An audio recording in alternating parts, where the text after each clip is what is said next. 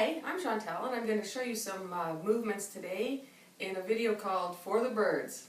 First three birds we're going to talk about are cardinals. They're the three cardinal planes of movement, and we start with the sagittal plane. Planes are kind of like a big sheet of glass that cut your body. The sagittal plane is going to cut it like the glass is straight in front of you and behind you, cut you right through the middle. The transverse plane is going to cut you in half this way, and the frontal plane front to back. So the piece of glass is right through your body. Now we like to demonstrate those planes sort of straight in the middle. It's easiest to understand, but they don't always happen right at the middle. The sagittal plane is called the mid-sagittal plane only if it goes through the middle, but it can go through at a different angle, like at the shoulder, and we just call that a parasagittal plane. All kinds of different planes in every other direction, diagonal planes and so on, but these are the three cardinals, our favorite three birds, and that's it about cardinals. Okay, if we have three birds, then we have to have three arrows to kill them with, so we have the three axes of movement. Their names are pretty similar. The sagittal axes, if you think of a straight arrow going right through the center, it's like through your belly button, it's kind of on the same plane of the sagittal plane. That's sort of how I remember it. Now it doesn't have to go through at the middle, it can go through up here, anywhere at all. The frontal axes, through the same plane as the frontal plane. Hip to hip is an easy way to remember that, but it can go any height.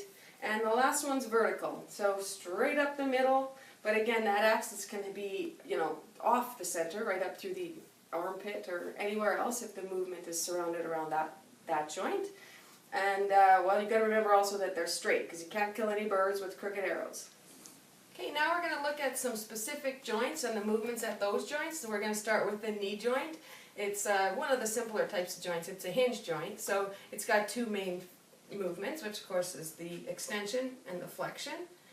Really good for standing, walking, all of those good things.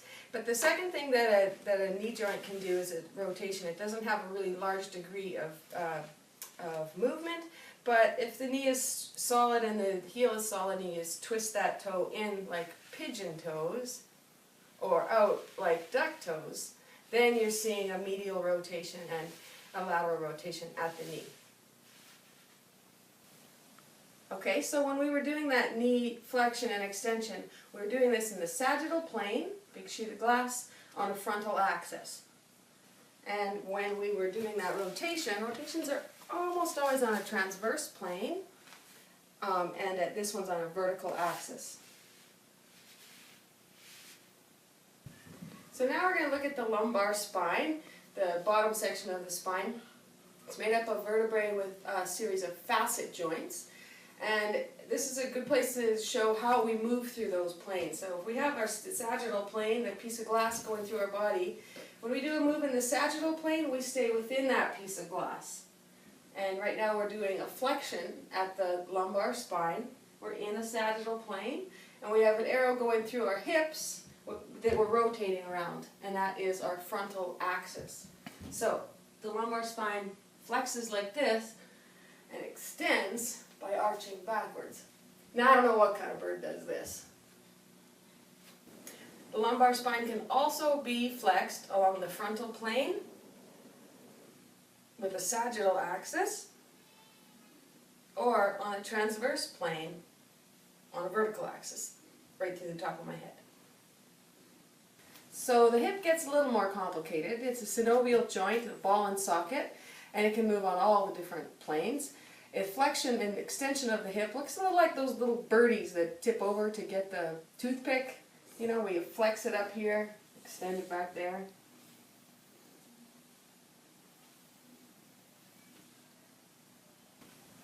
Abductions and adductions with the hips are easiest in a diagonal plane, at least for me. Abduction away from the midline, back here, and adduction towards the midline, like this. Kind of like a soccer kick or a duck kick. Quack, quack. The hip can also do medial and lateral rotations. These are done on a transverse plane and with vertical axes. The medial rotation looks a little like the knee one, but now we're just a really tall pigeon because we're twisting up here instead of at the knee, and a really tall duck for the lateral rotation. The big move the hip can do is a circumduction. It goes all the way around in a cone shape like this, and it's really a combination of all the other movements. So you've got the flexion, abduction, extension, and adduction. So you don't see very many of these when you're out observing crowds of people, unless someone's trying to do the Monty Python silly walk.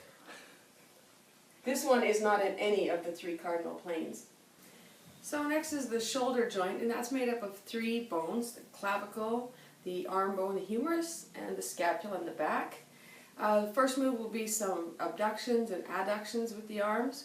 These are done in the frontal plane with sagittal axes, one on either side. The shoulder's got its own, good point for axes. Of course, two arms, two axes. Abductions are just straight away from the body. Adductions are right back down. Transverse abductions, adductions start out here, lead with the elbow out.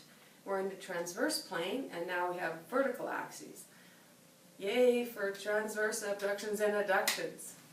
So the next simple shoulder move is in the sagittal plane on a frontal axis, and this is a flexion.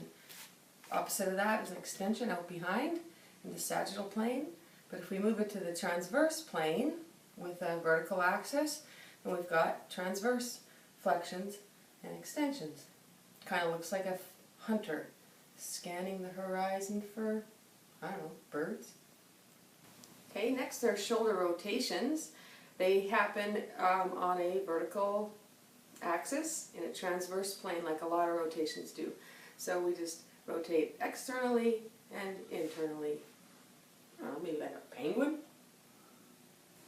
So next we move on to the shoulder girdle, which is this bony sort of arch-like portion of the upper of the shoulders, with the clavicle and the scapula sort of making an arch over the shoulders. To me, I kind of remember it looking sort of like a pair of hockey shoulder pads. And with the shoulder girdle, we can do elevations and depressions. Most of the movements of the shoulder girdle are actually a result of just moving the scapula. So up in elevations, down for depressions. The other move with the girdle is abductions and adductions, and we're kind of abducting away from the spine and back towards the spine for adductions. Kind of looks like a emu and a peacock. So the shoulder joint and shoulder girdle can work together in a combination of many moves, many of them combining all different planes and axes. So when we combine the shoulder joint and the shoulder girdle, we suddenly get a lot more complicated movements. If we started with a shoulder flexion out in the front, we can only go so far. We can hyperflex it up to here, but then what happens is the scapula kicks in, kind of pushes in, and it forces a bit of a rotation. So now we're in a completely different plane from the sagittal. Now we've moved out to this diagonal plane, and it's gonna force a bit of a rotation when that scapula pushes in. It's also, you'll notice my arm is going further lateral, so it's forcing a bit of an abduction as well. If I start again with the sagittal plane and the extension of the shoulder, the same sort of thing happens. I only get so far, and it starts to turn. We get an external rotation and a bit of an abduction there. The circumduction is kind of just a combination of all of those things. So it's in all kinds of planes. It's sort of your arms making a conical shape with extensions, rotation in the scapula, abduction, and back down to another inward rotation, and adduction back to the side of your body. I got no birds. And that concludes the movements of the knees, hips, shoulder, shoulder girdle, and lumbar spine. Bye-bye, birdies.